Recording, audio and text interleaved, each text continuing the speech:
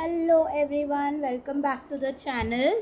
Last video में हमने 3 types of international commodity agreements देखे थे। अब हम इस वीडियो में import substitution versus export orientation क्या बेटर है, किसके बेसिस पे डेवलपमेंट हम कह सकते हैं कि अच्छा होता है नहीं होता है, वो हम देखेंगे। We now examine the reasons why developing nations want to industrialize and the advantages and disadvantages of industrialization through import substitution versus export. Developing nations जो थे, जब वो डेवलपमेंट के पाथ पे चल रहे थे तो they wanted to industrialize themselves, कि जैसे इंडस्ट्रियलाइज नेशन है उनको वैसे बनना था। तो इंडस्ट्रियलाइजेशन के क्या एडवांटेजेस होते हैं, क्या डिसएडवांटेजेस होते हैं थ्रू इंपोर्ट सब्स्टिट्यूशन। उनके एडवांटेजेस एंड डिसएडवांटेजेस अलग होते हैं, लेकिन इंपोर्ट सब्स्टिट्यूशन एंड एक्सपोर्ट के बेसिस पे क्या एडवांटेजेस एंड डिसएडवांटेजेस है वो हम कवर करेंगे। We will then evaluate the results of policy of import substitution, which most developing nations chose as their strategy for industrialization and development during 1950s and 60s and 70s. तो कौन सी ऐसी policy है या strategies है जो उन्होंने choose की थी while they were achieving the industrialization, वो हम देखेंगे। Afterward we will examine the subsequent trend towards trade liberalization in most developing country. Then जो ट्रेड में लिबरलाइजेशन आया डेवलपिंग नेशंस में, वो ट्रेड लिबरलाइजेशन का पूरा ट्रेंड कैसे हुआ, वो क्या हुआ उसमें, वो हम देखेंगे। Development through import substitution versus exports. तो इम्पोर्ट सब्स्टिट्यूशन एंड एक्सपोर्ट्स के बेसिस पे डेवलपमेंट कैसे हुआ वो हम देखेंगे। During the 50s, 60s and 70s, most developing nations made a deliberate attempt to industrialize rather than continuing to specialize in production of primary commodities, that is food, raw material and minerals, for export as prescribed by traditional trade theory. So जो traditional trade theory है, जैसे Ricardian theory है या आप HO theory ले लो, तो दे were saying कि क्या होना चाहिए, प्राइमरी कमोडिटीज़ में डेवलपिंग नेशंस जो है वो स्पेशलाइज करने चाहिए। Why this is so? Because they were totally labour abundant nations. तो according to those traditional theories कि उनको प्राइमरी कमोडिटीज़, क्योंकि लेबर अबंडेंट है तो उनको प्राइमरी कमोडिटीज़ में स्पेशलाइज करना चाहिए, वेराज इम्पोर्ट करना चाहिए इंडस्ट्रियलाइज मैन्युफैक्चर्ड गुड्स। लेकिन उसके अलग होके 50s, 60s एंड 70s में जो डेवलपिंग नेशंस है वो इंडस्ट्रियलाइजेशन पे ज़्यादा फोकस कर रहे थे rather than those primary commodities. Industrialization was relied on to provide, किस लिए इंडस्ट्रियलाइजेशन कर रहे थे? फास्टर टेक्नोलॉजिकल प्रोग्रेस, ताकि उनका टेक्नोलॉजी में जो प्रोग्रेस हो वो फास्टर पेस पे हो। Creation of high-paying jobs to relieve the serious unemployment and underemployment problems faced by most developing nations. अगर इंडस्ट्रियलाइजेशन पे जाएंगे तो ऑब्वियसली इंडस्ट्रियलाइजेशन के लिए या मैन्युफैक्चर्ड कमोडिटीज़ के प्रोडक्शन के लिए they need such kind of labour which is very skilled. तो उनको फिर उस हिसाब से हाई पेइंग जॉब्स जो है वो प्रोवाइड करनी पड़ेगी, हाई सैलरीज देनी पड़ेगी। तो हाई पेइंग जॉब्स भी उससे क्रिएट होंगे और उसके साथ साथ जो अनएम्प्लॉयमेंट या अंडर एम्प्लॉयमेंट है, there is a difference between unemployment and underemployment. मैंने पिछले किसी एक वीडियो में तो समझाया भी है कि अंडर एम्प्लॉयमेंट क्या होता है और अनएम्प्लॉयमेंट क्या होता है, तो वो भी एक तरीके से कम हो जाएगा, जो डेवलपिंग नेशंस में ज़्यादातर देखा जाता है। Higher multiplier and accelerator through greater backward and forward linkages in production process.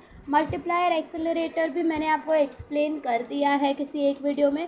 तो अगर इंडस्ट्रियलाइजेशन पे जाते हैं तो उसके बेसिस पे हायर एक्सेलरेटर एंड मल्टीप्लायर भी इफ़ेक्ट देखने को मिलता है।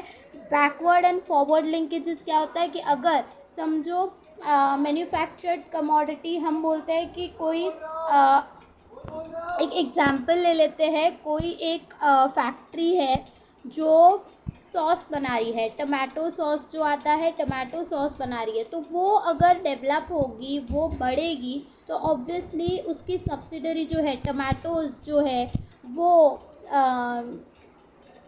टमाटोज़ का जो प्रोडक्शन होगा वो बढ़ेगा, क्योंकि उसका डिमांड बढ़ेगा टमाटो का। देन उसके मिडिल में जो दूसरे मैन्युफैक्चर्ड है, जैसे दूसरी चीज़ें जो टमाटो सॉस में पड़ती है, वो सारे के जो इंटरमीडियरीज़ है, जो रॉ मटेरियल रिक्वायरमेंट है या कोई चीज़ चाहिए, अगर हम लोग कोई मशीन बना रहे तो मशीन में मेटल्स की ज़रूरत पड़ेगी, तो मेटल का इंडस्ट्री डेवलप होगा। तो ऐसे करके अगर हम समझो सी जो कमोडिटी है उसका डेवलपमेंट कर रहे हैं, तो उसकी वजह से ए जो उसमें रिक्वायर्ड होता है, बी जो उसमें रिक्वायर्ड होता है, उसकी भी इंडस्ट्री डेवलप होगी। तो इसे बोलते हैं बैकवर्ड लिंकेजेस, जो रॉ मटेरियल और उनके भी डेवलपमेंट होगी इंडस्ट्रीज़ की।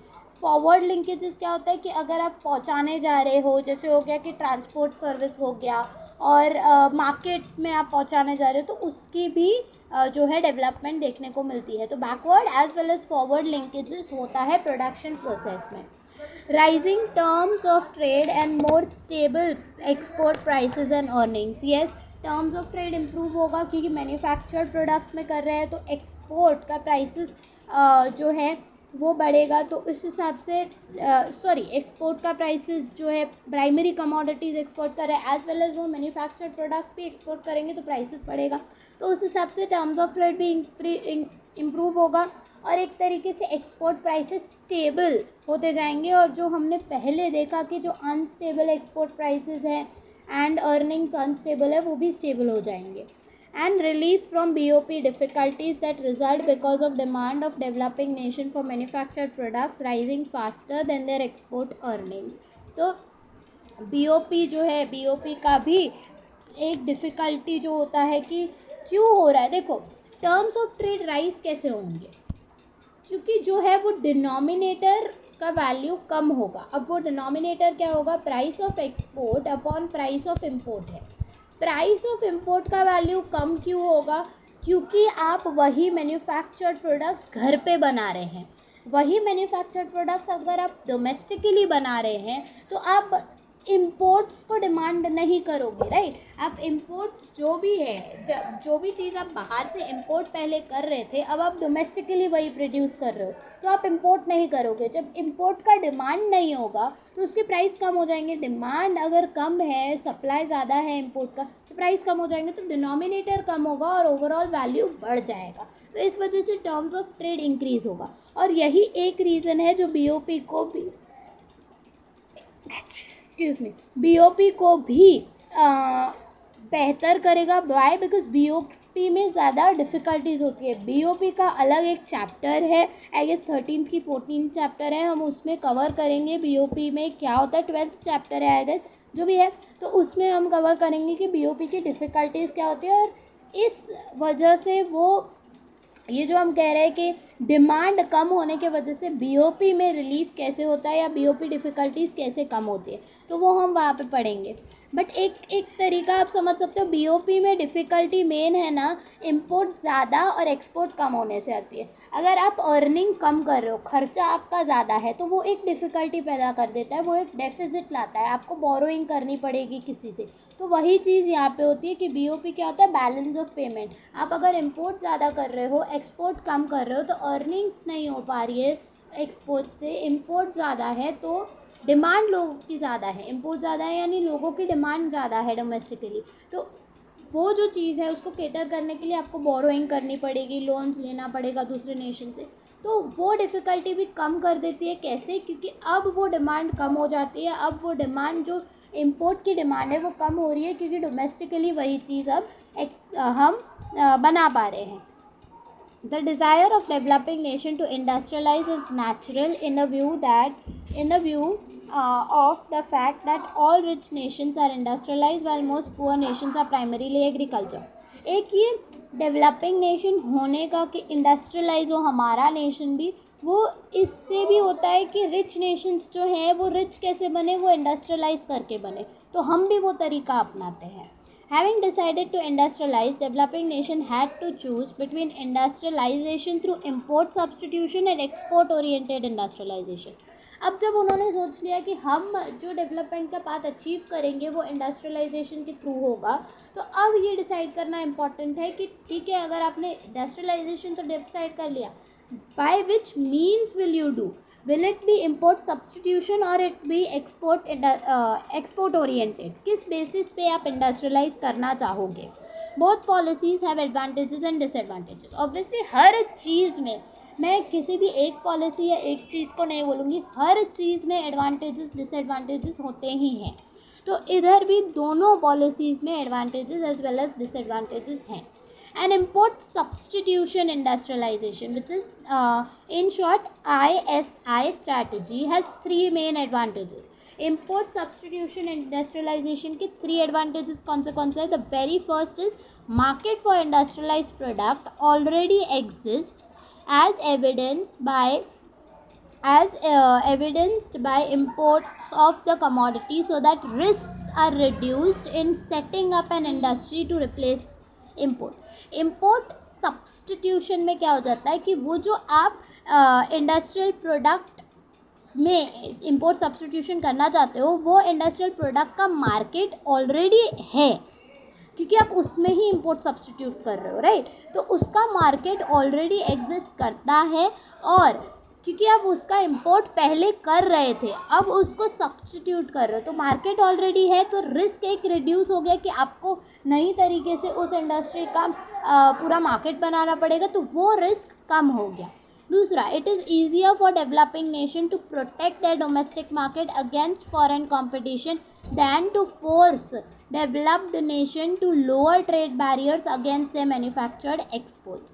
तो डेवलपिंग नेशंस में अपने डोमेस्टिक मार्केट को फॉरेन कंपटीशन से प्रोटेक्ट करना बहुत इजी होता है दैन कि अगर आप डेवलप नेशन के जो फॉरेन कंपटीशन जो भी है उनको आप बोलो कि बैरियर्स लगा दो और ये करो वो करो, वो बैरियर्स नहीं लगाते. ये एक चीज़ होगा कि अपने डोमेस्टिक नेशन को प्रोटेक्ट करना ईजियर है रादर देन फॉरेन नेशन को बोलना कि आप कम करो, आप ये करो, आप वो करो. तो this is one advantage. Third, foreign firms are induced to establish so-called tariff factories to overcome the tariff wall of developing nation. जो फॉरेन फर्म्स है वो इंड्यूस्ड है, वो क्या करते हैं कि वो टैरिफ के फैक्ट्रीज जो है वो बनाने में, फॉरेन फर्म्स जो है वो ज़्यादातर टैरिफ फैक्ट्रीज बनाते हैं ताकि वो टैरिफ का जो वॉल है डेवलपिंग नेशन के बीच उसको ओवरकम कर सके, तो वो इम्पोर्ट सब्सटीट्यूशन से इजीली हो जाता है. Against this advantage the following disadvantage. अब ISI के डिसएडवांटेजेस क्या है? Domestic industries can grow accustomed to protection from foreign competition and have no incentive to become more efficient. अब वो क्या करेंगे कि प्रोटेक्शन जो मिल रहा है वो प्रोटेक्शन के बेसिस पे ही फॉरेन कंपटीशन, देखो जब कंपटीशन होता है ना तो आप बहुत अच्छे से डेवलप होते हो. आप अपने आप को जब कंपटीशन फेस करते हो ना तो आपका लेवल, आपका स्टडीज़, आपका जो भी होता है, स्टडीज़ हो चाहे आप फर्म हो कुछ भी हो, तो आप अच्छे से एफिशिएंटली काम करते हो. लेकिन अगर कंपटीशन को प्रोटेक्ट कर दिया जाए तो फिर इंसेंटिव ही नहीं होगा. मुझे तो प्रोटेक्शन मिल रहा है, why would I be more efficient, right? तो वो एक चीज़ है. Second, import substitution can lead to inefficient industry because the smallness of domestic market in many developing nation does not allow them to take advantage of economies of scale. तो import substitution क्या कर देता है? inefficient industries को develop करता है. क्यों?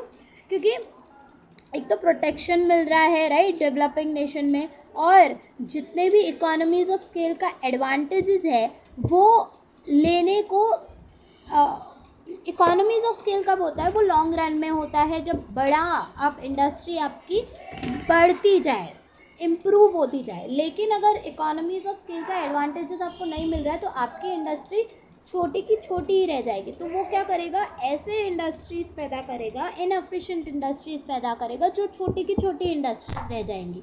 After the simpler manufactured imports are replaced by domestic production, import substitution becomes more and more difficult and costly in terms of higher protection and inefficiency, as more capital intensive and technological advanced import have been replaced by domestic production. जो simple manufactured imports थे, जो बाहर के nation से import होके आप manufactured products जो import कर रहे थे, जो सिंपल थे, वो अब रिप्लेस हो गए bye domestic products, right. Import substitution क्या हो जाता है, डिफ़िकल्ट हो जाता है इन केस में, क्योंकि वो कॉस्टली होता है. एक तो ऐसे प्रोडक्ट्स के लिए इम्पोर्ट सब्सटीट्यूशन कॉस्टली क्यों होगा, क्योंकि हमारा नेशन, डेवलपिंग नेशंस जो है वो कैपिटल इंटेंसिव नहीं है, और उन चीज़ों को कैपिटल इंटेंसिव प्रोडक्ट्स है, वो सारे capital intensive technologically advance products है, तो उनको रिप्लेस करना will be too costlier for the domestic people. Export oriented industrialization के एडवांटेजेस डिसएडवांटेजेस देखेंगे. एडवांटेजेस क्या है, it overcomes the smallness of domestic market and allows a developing nation to take advantage of economies of scale. This is particularly important for many developing countries that are both very poor and small. Export oriented, अगर आप focus इस पे करो कि हम import को substitute ना करें. इम्पोर्ट सब्सटीट्यूशन बेसिकली क्या होता है कि जो चीज़ हम इम्पोर्ट कर रहे हैं उसका सब्सटीट्यूट हम डोमेस्टिकली बनाएं. लेकिन अगर आप उसको फोकस ना करके आप एक्सपोर्ट पे ज़्यादा फोकस करो कि जो चीज़ हम एक्सपोर्ट कर रहे हैं उसको ही क्वालिटी इम्प्रूव करें, उसका ही अच्छा वैरायटी बनाए, तो उस पर ज़्यादा फोकस करें, तो उसका एडवांटेजेस ये होता है कि सबसे पहले कि आपका जो इकोनॉमीज़ ऑफ स्केल है उसके एडवांटेज जो आप इंपोर्ट सब्सटीट्यूशन में नहीं ले पा रहे थे, आप यहाँ पे इकोनॉमीज़ ऑफ स्केल ले पाओगे.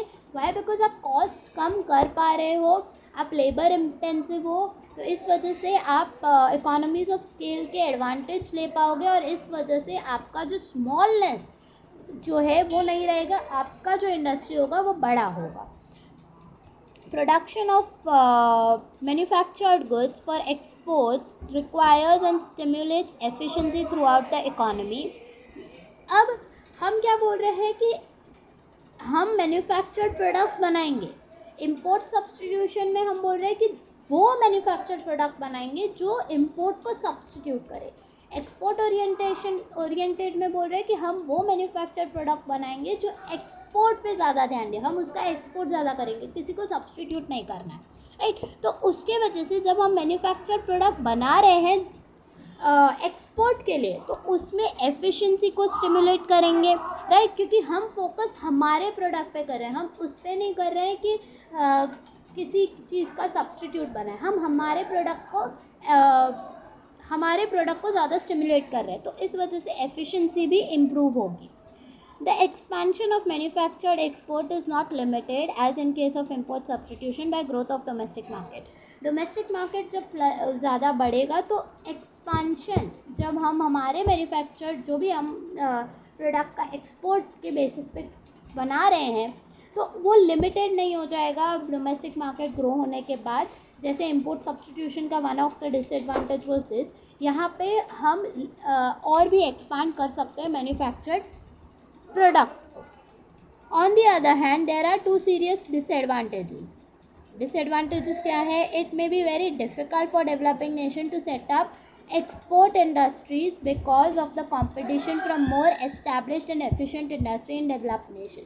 हम कौन सा प्रोडक्ट बना रहे हैं उस पर ये भी डिपेंड कर रहा है कि ऑलरेडी वहाँ पे फॉरेन मार्केट में ऑलरेडी जो डेवलप्ड नेशन है वो प्रोडक्ट का वैरायटी या वो प्रोडक्ट बेच रहा है, तो हमें कंपटीशन फेस करने मिलेगा. दूसरी चीज़, आपको पूरा सेटअप करना पड़ेगा, पूरा एक्सपोर्ट इंडस्ट्री सेटअप करना पड़ेगा, तो वो डिफ़िकल्ट हो जाता है. Developed nations often provide a high level of effective protection for their industries, producing simple labor-intensive commodity in which developing nations already have and can soon acquire a comparative advantage. एक तरीके से फिर developed nation क्या करता है, developed nation effective production अपने industries को देता है. I am talking about developed nation. वो है ना लेबर इंटेंसिव कमोडिटीज़ को इफ़ेक्टिव प्रोटेक्शन प्रोवाइड करता है और उस कमोडिटीज़ का एक्सपोर्ट करता है जिसका already comparative advantage developing Nations के पास था, लेकिन अब उनके पास चला जाएगा डेवलप्ड नेशन को, तो ये डेवलपिंग नेशन के लिए एक डिसएडवांटेज हो जाता है. During the 50s, 60s and 70s, most developing nations, particularly the larger ones, strongly opted for a policy of import substitution to industrialize. तो 50, 60, 70s में जो डेवलपिंग नेशंस थे उन्होंने इम्पोर्ट सब्सटीट्यूशन को चूज़ किया. They protected their infant industry or stimulated their birth with effective tariff rate that rose sharply with the degree of processing. वो बता रहे हैं कि कैसे उन्होंने इम्पोर्ट सब्सटीट्यूशन के लिए किया. तो प्रोटेक्शन प्रोवाइड किया इन्फेंट इंडस्ट्रीज, जो न्यूली इंडस्ट्रीज बिल्टअप है उनको, और tariff rate, effective tariff rate उनको प्रोवाइड कर दिया, उनका इफेक्टिव टैरिफ रेट स्टिमुलेट किया. This was done at first to encourage the relatively simple step of assembling foreign parts in the hope that subsequently more of these parts and intermediary products could be produced domestically. Backward linkages. तो ये infant industries को पहले दे रहे थे, assembling वाले industries को पहले दे रहे थे, ताकि वो बोले कि उनको फ्लरिश हो तो धीरे धीरे करके बैकवर्ड लिंकेजेस जाते रहे, पार्ट्स भी यहीं पे बने और इंटरमीडिएरी प्रोडक्ट्स भी बाद में यहीं पे डोमेस्टिकली बने. Heavy protection of domestic industry also stimulated the establishment of tariff factories in developing nations. ज़्यादा प्रोटेक्शन देने के वजह से क्या हो गया, टैरिफ फैक्ट्रीज बनने लगी डेवलपिंग नेशंस में. अब हम नेक्स्ट वीडियो में देखेंगे कि क्या एक्सपीरियंस रहा इम्पोर्ट सब्सटीट्यूशन के साथ. Till then keep watching the journey of understanding economics. Do like the video. If you have any feedback or anything, any doubt, you can write in the comment. Do share it with your classmates, and if you are new to the channel, do subscribe to the channel. Thank you.